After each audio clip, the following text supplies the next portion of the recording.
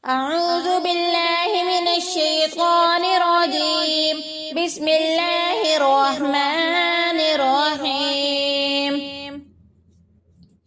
وإذ استسقى موسى لقومه فقل اضرب بعصاك الحجر فانفجرت منه 12 عينا قد علم كل أناس مشربهم كلوا واشربوا من رزق الله ولا تعثوا في الأرض مفسدين. وإذ قلتم يا موسى لن نصبر على طعام واحد فادع لنا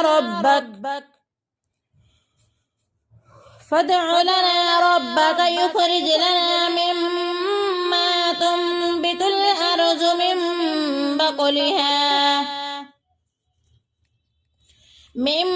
بقلها وكثائها وفومها وعدسها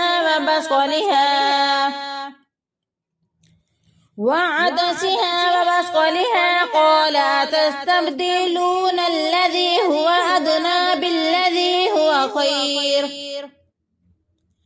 اهبطوا مصرا فإن لكم ما سألتم وضربت عليهم الذلة والمسكنة وباءوا بغضب من الله ذلك بأنهم كانوا يكفرون بآيات الله